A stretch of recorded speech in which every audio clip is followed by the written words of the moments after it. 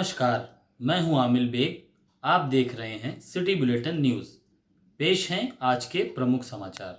अयोध्या जनपद के कैंट थाना क्षेत्र की पुलिस ने जिले के खनन अधिकारी के आवास से गैर जनपद निवासी 3 संदिग्ध युवकों को हिरासत में लिया है। चर्चा है कि खनन अधिकारी के छोटे बेटे का अपहरण करने की कोशिश में जुटे थे और कैब बुक करा करके यहां पर तीनों युवक आए। बताया गया कि खनन अधिकारी दीपक कुमार का दूरदर्शन चौराहे के पास डीएम आवास के निकट आवास है।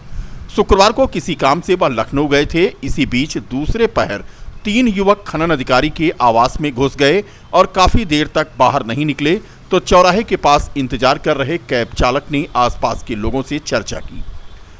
बताया जाता है कि युवकों ने उसका किराया भी नहीं दिया और खनन निरीक्षक के बेटे को अगवा करने की बात वो कह रहे थे। इसके बाद मामले की सूचना कैंट पुलिस को दी गई और मौके पर लोगों का मजमा जुट गया। कैंट पुलिस ने 3 युवकों समेत कैब चालक को हिरासत में लिया है और पूछताछ के लिए कैंट थाने लाई। वहीं खनन अधिकारी डॉक्टर दीपक कुमार ने बताया कि वह लखनऊ से वापस लौट रहे थे। उनका छोटा बेटा बोल नहीं पाता है। युवक उसी का अपहरण करने की बात कह रहे थे। उनकी पत्नी ने बताया कि युवक 3 बजे से ही आवास के आसपास घूम रहे थे और जबरियां घर में घुस आए थे। फिलहाल वस्तुस्थिति सीसीटीवी फुटेज से साफ हुई। हम तो लखनऊ गए थे हाई कोर्ट। मेरी पत्नी ने मुझे फ़ोन किया लगभग वही 8-8 बजे कि 7:30-8 बजे कि हमारे घर पे जो है कि कुछ लोग आए हुए थे और घूम रहे थे अंदर कैंपस में। हमने यार पूछा कि भाई कौन था, कुछ पता लगा? तो उसने कुछ बताया नहीं, लेकिन उसी 5 मिनट बाद फ़ोन किया कि एक ड्राइवर कैब वाला जो है 3 आदमियों को ढूंढ रहा है, कह रहा है कि आपके घर के पास जो है 3 लोग इसी अंदर घुसे हैं, हमारा किराया नहीं दे रहे हैं। तो पत्नी ने पूछा कि क्या बात है भाई, क्यों? तो उसने बताया कि मैडम 3 लोग आपके घर के अंदर घुसे हैं, लखनऊ से आए हैं और जो है कि हमारा किराया नहीं दे रहे हैं। तो पत्नी ने फिर पूरी बात जब पूछी तो उसने बताया कि गाड़ी में ये लोग बात कर रहे थे कि एक छोटा सा बच्चा है 2.5-3 साल का, वो जो है कि बोलता नहीं, उसी के चक्कर में ये लोग आए थे। तो वही पूछने लगा कि मैडम आपके यहाँ कोई छोटा बच्चा है क्या जो बोलता नहीं है? तो पत्नी को लगा कि ऐसी बात है, तो हमने तुरंत ही कहा कि भाई ड्राइवर को बैठा लीजिए, मैं पुलिस को फ़ोन कर रहा हूँ। मैंने तुरंत ही सादतगंज चौकी इंचार्ज को फ़ोन किया। उसके बाद चौराहे पर ही ये लोग घूमते हुए मिल गए और ड्राइवर ने उनको पहचान की कि यही हैं, तो उनको किसी तरह पकड़ा गया। बाद में मैंने तो थाना कैंट के इंस्पेक्टर साहब को भी फ़ोन किया, वो तुरंत ही फोर्स वो लोग भेजे हैं, उनको पकड़ा गया है। अब मामला और घर में जो मुझे पता लगा, एक बार 3 बजे गए, फिर 4 बजे, इसी तरह मतलब कई बार गए हैं, 2-3-4 बार। तो कैंपस में ही घूम रहे थे क्योंकि बच्चे अपनी मदर के साथ थे, तो इसलिए वो उनको मौका नहीं मिला होगा। अब उन्हीं से एक्चुअली पूछा जाए क्या फैक्ट है। बाकी सर आपके द्वारा बड़ी कार्रवाई की गई है, क्या इसी से जोड़ के देखा जा सकता है क्या? देखिए, हमारा जो कार्य है जनपद में अवैध खनन रोकना है, लेकिन अब क्योंकि भाई हम लीगल कार्रवाई करते हैं, अब उससे इसको जोड़ना मेरे हिसाब से नहीं होना चाहिए। तो क्या आपको लगता है सर कि आपसी दुश्मनी है किसी से, कैसे? ये जानकारी है तो हमें नहीं है, लेकिन भाई जो हम कार्रवाई करते हैं इससे इसको जोड़ना उचित नहीं होगा, क्योंकि वो अलग कार्रवाई ये हो सकता है पर्सनल कोई दुश्मनी निभा रहा हो, इसकी जानकारी नहीं है। ठीक है सर। हमने अपने हस्बैंड को फ़ोन किया कि ये घर पे ऐसी वारदात हुई है, और तो इन्होंने कहा कि ठीक है, जो है जो ड्राइवर आया है उसको तुम अभी जाने नहीं देना। तो जब आया है तो हमने कहा भैया क्या बात है, कहाँ से इनको लेके आए हो? तो इन्होंने कहा कि हम लखनऊ से बीबीडी से लेके आए हैं। तो हमको बीबीडी में किधर से लेके आए हो? वहाँ तो बहुत जगह है भाई। तो उसने बताया कि हम इनको जो है देवा रोड की तरफ से लेके आए हैं, जहाँ आपका मकान है। हाँ, उधर हमारा मकान है, तो वहाँ से लेके आए हैं इनको, और एग्जैक्ट लोकेशन ये लोग यहीं की डलवा के लाए हैं, और हम अपना पैसा लेने आए हैं। उनका पैसा नहीं दिया था उन लोगों ने। मैम एक चीज़ ये है कि अभी और सर ने उसने यही कहा कि मैम आपसे एक बात पूछे, हमको पूछिए। तो कह रहा है यहाँ कोई बच्चा है छोटा जो बोल नहीं पाता है, उसी के बारे में ये लोग बात कर रहे थे गाड़ी में। हाँ, गाड़ी में। तो हमने कहा वो बच्चा हमारा ही बच्चा, यहाँ और कोई छोटा बच्चा नहीं जो बोल नहीं पाता है। तो मैम आपको ये लगता है कि अभी गोसाईगंज में सर ने इतनी बड़ी कार्रवाई की, उससे जोड़ के देखा जा सकता है कि उससे कोई ठीक? क्या नाम आपका मैम?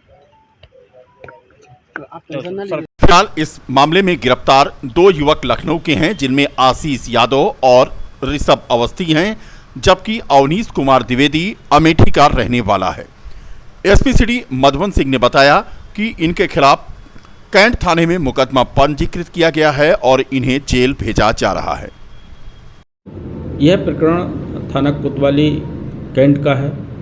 कल शाम को लगभग 7 से 7:30 बजे के बीच ये जानकारी प्राप्त हुई कि खनन निरीक्षक के घर के आसपास 3 अज्ञात व्यक्ति उनके घर की रेकी कर रहे हैं और उनके बच्चे के किडनैपिंग का प्रयास कर रहे हैं। इस सूचना पर थाना स्थानीय पुलिस मौके पर पहुंचती है।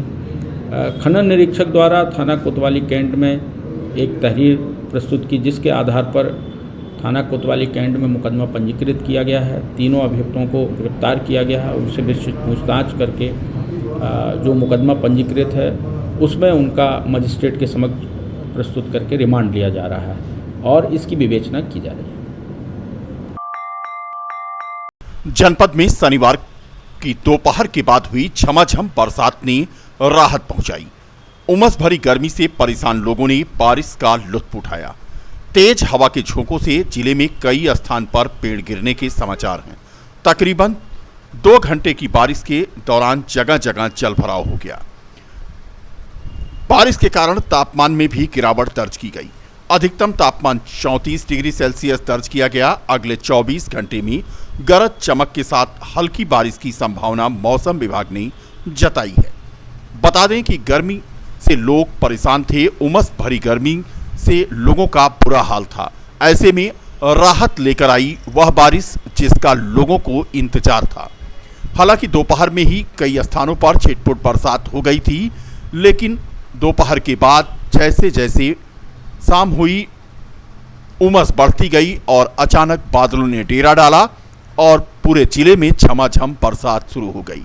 लेकिन एक तरफ जहां बरसात ने लोगों को राहत पहुंचाई गर्मी से, तो वहीं दूसरी तरफ रामपथ पर खुदाई के चलते जगह जगह पड़ी मिट्टी कीचड़ में तब्दील हो गई।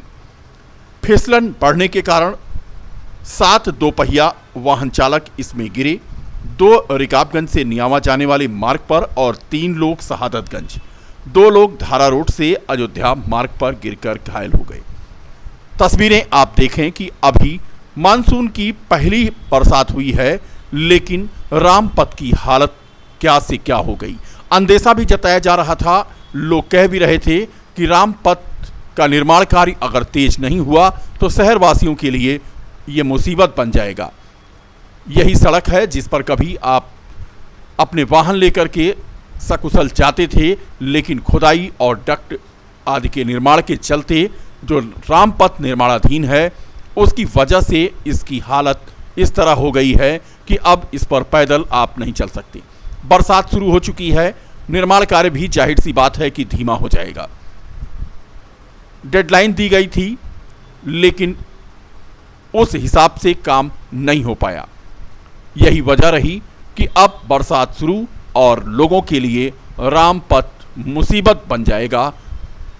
तस्वीरें देखें आप, रामपथ जगह जगह पर गड्ढे खोद करके मिट्टी इधर उधर की गई थी। बरसात होने के बाद अब इसमें पानी भरने शुरू हो गया है।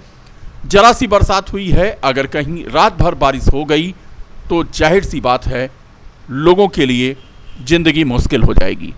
मौसम का मिजाज बिगड़ चुका है। आकाशीय बिजली की तड़तड़ाहट से लोगों में भय का माहौल है। बीकापुर कोतवाली क्षेत्र के मंगारी गांव के रहने वाले भानु प्रताप के आम की बाग में आकाशीय बिजली गिरने से एक मौत हो गई। फिलहाल तहसील प्रशासन मौके पर है।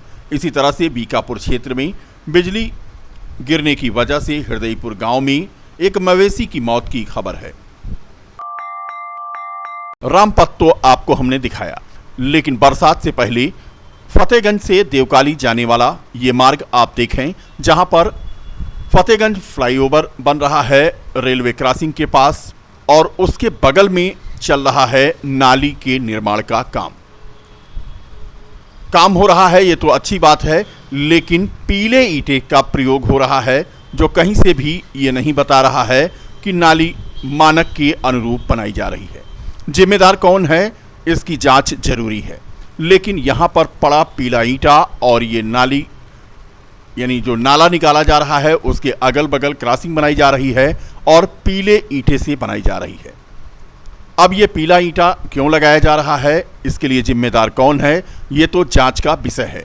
लेकिन हर आने जाने वाला साफ देखता है कि पीले ईंटे का प्रयोग हो रहा है, जो कतई मानक के विपरीत है। अब इसकी जांच कैसे होगी, यहाँ पर हमारी टीम को कोई मिला नहीं जो ये बता सके कि आखिर ये पीला ईंटा क्यों लगाया जा रहा है।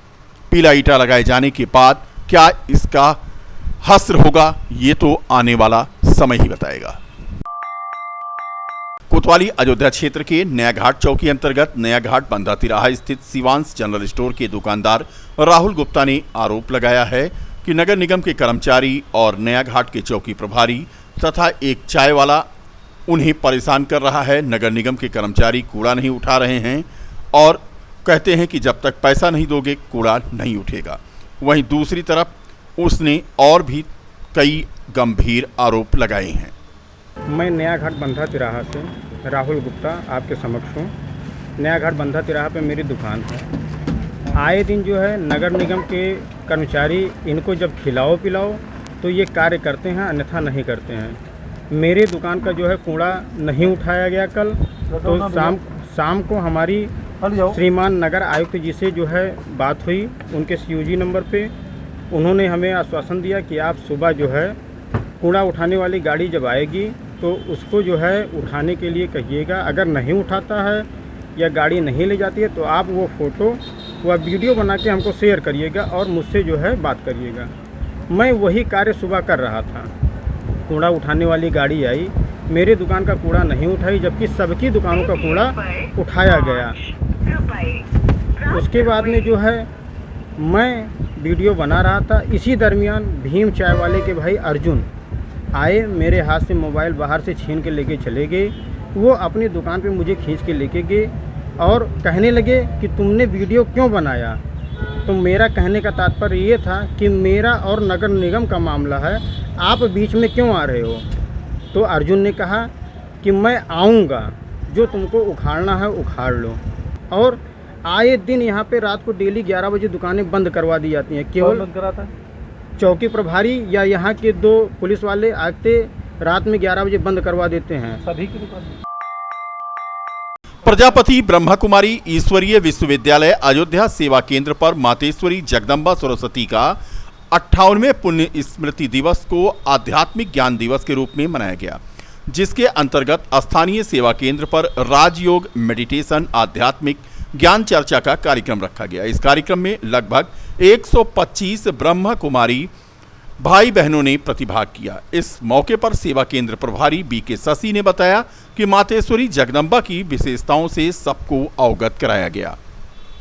सरस्वती की पुण्यतिथि मनाई गई 24 जून 1965 में। ये अपना ये भौतिक तन त्याग कर अव्यक्त हुए, संपूर्णता को इन्होंने प्राप्त किया। ये हमारी इस संस्था के मुख्य संचालिका थी, जो सभी ब्राह्मण वर्षों की पालना की। इसलिए हम सभी इनको जगदम्बा सरस्वती और प्यार से माँ शब्द से संबोधित करते थे। ये यज्ञ माता थी।